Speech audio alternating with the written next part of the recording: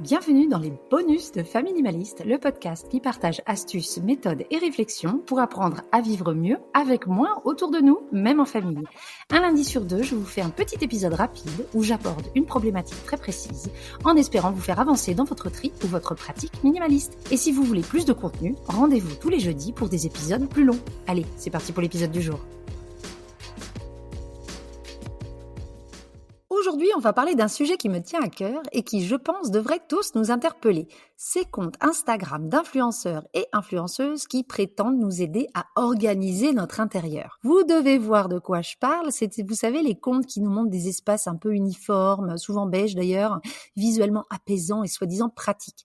Attention, je ne parle pas ici de décoratrices ou de designers d'intérieur professionnels. Non, je parle des influenceurs qui nous bombardent d'images de boîtes assorties en plexi et bambou, de rangements de frigo improbables qui tournent et qui s'emboîtent, ou de gadgets en tout genre censés nous faire gagner du temps. Si vous me suivez sur Insta, vous savez que j'en ai pas mal en story régulièrement. Ces objets-là ont tendance à me dépiter, mais aussi à m'amuser. Mais pourquoi c'est un problème, vous allez me demander? Ils font de mal à personne. Déjà, demandez à mes enfants, j'aime avoir un avis sur tout. Et puis, plus sérieusement, je trouve qu'il est bon de consommer du contenu sur Insta ou autre avec un regard critique. Et pour moi, il y a vraiment plusieurs soucis avec ces comptes. Tout d'abord, ces comptes nous incitent à la consommation. On nous fait croire qu'il suffit d'acheter le bon produit, la bonne boîte, le bon système de rangement pour que notre vie soit soudainement parfaitement organisée. Si on pose ça, on risque d'être bien déçu. Ensuite, il faut garder à l'esprit que beaucoup de ces comptes sont rémunérés. Ils nous montrent du beau, certes, mais pas nécessairement du pratique au quotidien. Ces solutions ne passent pas toujours l'épreuve du réel. On ne nous parle jamais, par exemple, du temps de nettoyage de tous ces contenants, ni de ce qu'on fait des emballages à moitié vides, parce que seule la moitié du paquet de sucre rentre dans la jolie boîte avec bec verseur qu'on essaye de nous vendre.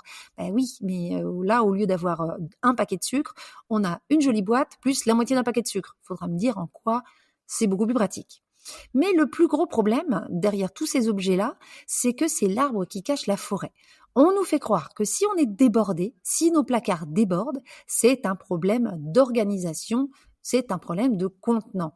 Mais en réalité, c'est souvent un problème de consommation et de stockage excessif. On focalise sur le mauvais problème à mes yeux. Je peux vous le dire d'expérience, seul le désencombrement m'a soulagée à long terme et pas les boîtes Tupperware qu'on a bien voulu me donner. C'est ce qui m'a permis d'impliquer les enfants dans la gestion de la maison et de faire en sorte que les choses tournent mieux, pas des jolis rangements ou des systèmes d'organisation complexes. On nous fait croire à des objets providentiels, mais soyons honnêtes, si on n'a pas de soutien, si on a des enfants et trop de choses dont on doit s'occuper, le plus pratique des systèmes de rangement ne changera rien. La boîte la plus maligne ne nous aidera que de manière très marginale au mieux. Et donc, on perd du temps à essayer ces fausses solutions au lieu d'aller à l'essentiel.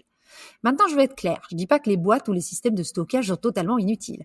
Quand on a déjà moins d'affaires, pourquoi pas? C'est pas la solution miracle, mais c'est agréable d'avoir un intérieur plaisant, des rangements jolis à regarder et faciles à utiliser. Je suis la première, quand je réorganise mes placards, à les ouvrir au milieu de la journée et me dire « Oh là là, qu'est-ce que c'est beau !» Oui, je fais ça. Mais c'est juste un plus, ces boîtes-là, ces rangements-là. C'est pas une solution en soi. L'essentiel, c'est de connaître nos vrais besoins et d'en avoir moins. J'adore les boîtes, vraiment, mais elles ne sont pas toutes créées égales. Il faut la bonne taille, un couvercle si on les utilise pour du stockage, mais pas de couvercle pour des rangements de tous les jours, surtout si on veut que les enfants les utilisent, par exemple. Et puis soyons malins, quand on fait du tri, on a toujours des boîtes en trop. Quand on se débarrasse de beaucoup d'objets, on se retrouve avec des boîtes vides. Donc pas besoin d'en acheter spécialement. On peut réutiliser ce qu'on a déjà. Pour conclure, je dirais qu'il faut prendre du recul par rapport à ces images parfaites qu'on voit sur Insta. L'organisation, c'est bien, c'est même essentiel, mais par expérience, le désencombrement est beaucoup plus efficace pour ensuite être mieux organisé. D'abord on désencombre, après on organise, et pas le contraire. Avant d'acheter le dernier gadget à la mode, demandons-nous si on en a vraiment besoin. Est-ce que ça va résoudre notre problème ou juste ajouter un objet de plus à gérer ?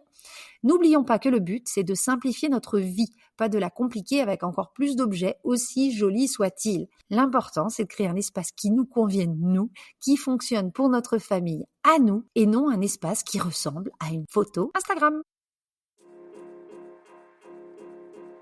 Et voilà pour l'épisode du jour. Merci d'être allé jusqu'au bout. S'il vous a plu, merci de m'aider à faire plaisir à l'algorithme de votre plateforme d'écoute en mettant des étoiles, des commentaires ou en partageant avec des proches.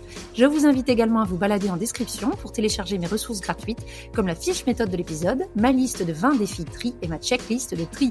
Vous pouvez aussi vous préinscrire pour le prochain programme d'accompagnement au tri. Je vous dis à très bientôt et en attendant, n'oubliez pas, vivre avec moins, c'est vivre avec mieux.